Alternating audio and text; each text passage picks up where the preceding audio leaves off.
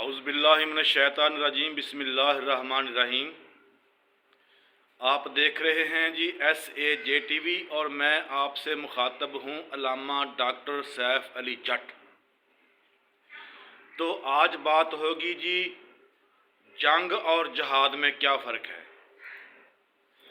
جنگ کے معنی لڑنے کے ہیں اور جہاد کے معنی اللہ کے لیے لڑنے کے ہیں۔ تو ناظرین، ملکوں کی حفاظت، جانوں کی حفاظت، عزت کی حفاظت، مال کی حفاظت اللہ کے لیے اور اللہ کی حدود میں رہتے ہوئے اگر ہم کرتے ہیں تو یہ جہاد ہے، اور اسلام کی حفاظت، اپنے مذہب کی حفاظت۔ اگر ہم اللہ کی حدود و قیود میں رہتے ہوئے لڑتے ہیں کسی کے ساتھ تو یہ جہاد ہے، اور اگر ہم اپنی مرضی کے ساتھ اور اپنے قواعد و ضوابط کے مطابق کسی سے لڑتے ہیں تو یہ جنگ ہے اور یہ جہاد نہیں ہے۔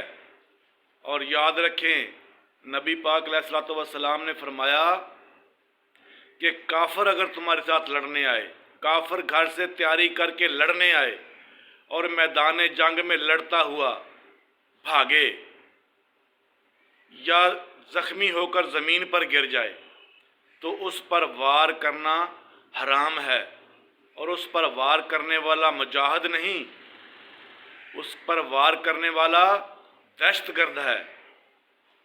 یاد رکھیں ناظرین، آج دیکھیں کہ مجالس میں جن میں امام حسین علیہ الصلوۃ والسلام کا ذکر ہوتا ہے، اور میلاد شریف میں جس میں نبی پاک علیہ الصلوۃ والسلام کا ذکر ہوتا ہے اور نبی پاک علیہ الصلوۃ والسلام کے فضائل بیان کیے جاتے ہیں اور نبی پاک علیہ الصلوۃ والسلام کے معجزات اور آپ کی آل پاک ان کے فضائل بیان کیے جاتے ہیں، تو ناظرین اس میں لوگ دہشت گردی کرتے ہیں، بم دھماکے کرتے ہیں اور ناجائز لوگوں کو قتل کر دیتے ہیں۔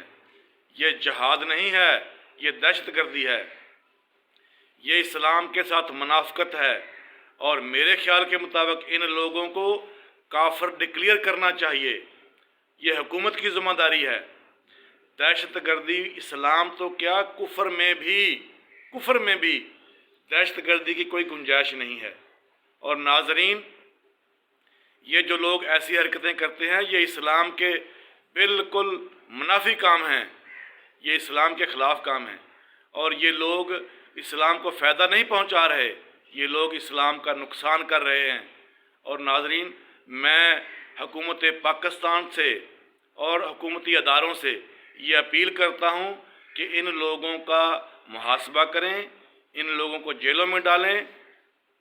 ایسا اسلام کا پاکستان اب متمنی نہیں ہے۔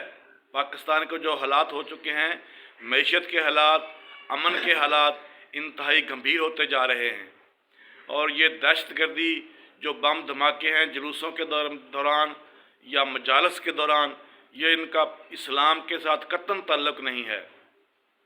اور یہاں پر میں ایک بات اور کرتا چلوں، یہ چند دن پہلے ایک ویڈیو وائرل ہوئی ہے کہ لوگوں نے حضرت عمر رضی اللہ تعالیٰ عنہ کا پتلا بنا کر اس کو جلایا اور اس کی بے حرمتی کی۔